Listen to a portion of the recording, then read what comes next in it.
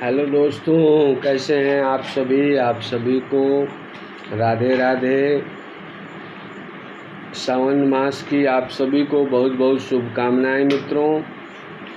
आज हम रुद्र संहिता के 5वें अध्याय पर चर्चा करेंगे मित्रों।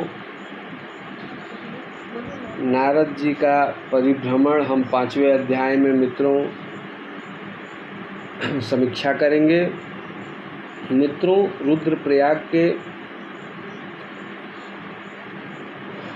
प्रयागराज के महासम्मेलन में, ऋषियों के महासम्मेलन में सूत जी बोले, हे ब्राह्मणों, विष्णु के अंतर ध्यान होने पर नारद जी भक्ति पूर्वक शिवलिंग के दर्शन करते हुए पृथ्वी पर विचरण करने लगे। जब नारद जी को भली भांति समझाकर, शिव महिमा समझाकर श्री हरि विष्णु अंतर ध्यान हो गए मित्रों, उसके पश्चात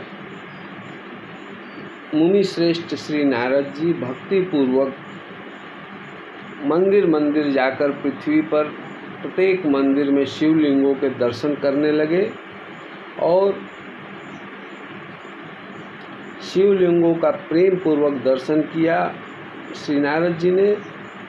उसी समय वे रुद्र के गण, जिन्हें उन्होंने शाप दिया था, नारद जी ने शाप दिया था, समीप में जाकर चरणों पर गिर गए और नारद जी से क्षमा मांगी और कहा कि हे मुनिवर, आपका अपराध करने वाले हम वास्तव में ब्राह्मण नहीं हैं, किंतु हम दोनों महादेव जी के गण हैं, जिन्हें राजपुत्री के स्वयंवर में माया से मोहित चित्त होकर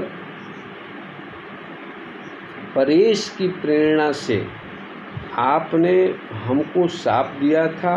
उस समय हमने कुसमय जानकर मौन रहना ही अच्छा समझा था,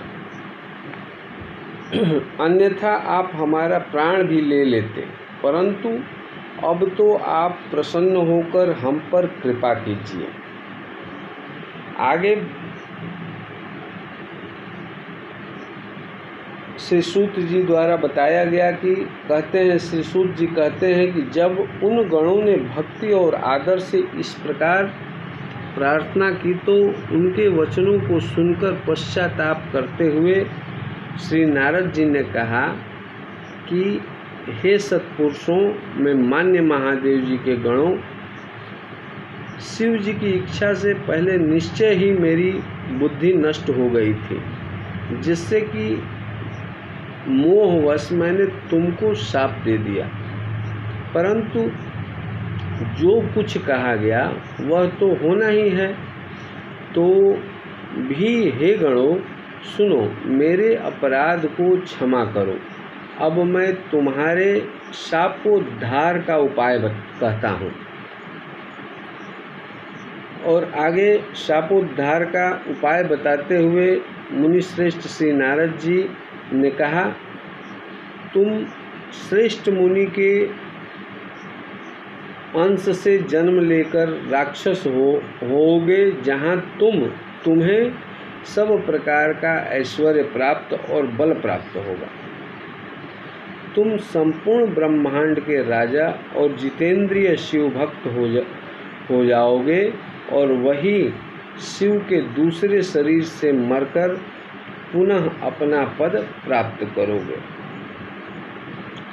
आगे इस पर व्याख्या करते हुए महासम्मेलन में श्री सूत जी कहते हैं मित्रों कि श्री नारद जी के इन वाक्यों को सुनकर महादेव जी के गण प्रसन्नता से अपने स्थान को चले गए।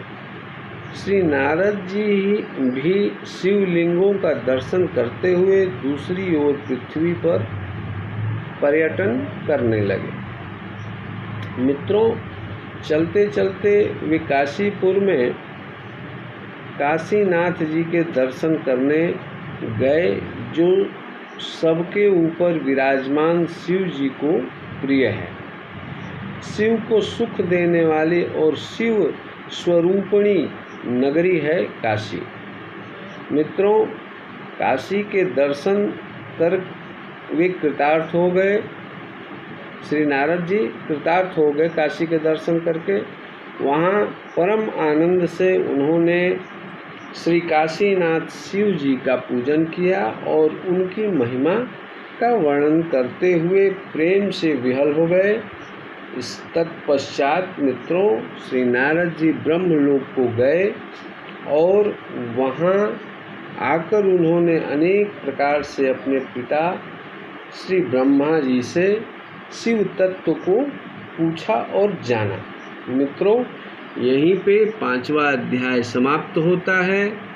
6ठे अध्याय में हम मित्रों ब्रह्मा जी और प्रकृति के 25 तत्वों का वर्णन हम करेंगे मित्रों। तब तक के लिए आप सभी को राम राम, सभी को राधे राधे, सभी को बहुत बहुत साधुवाद। धन्यवाद।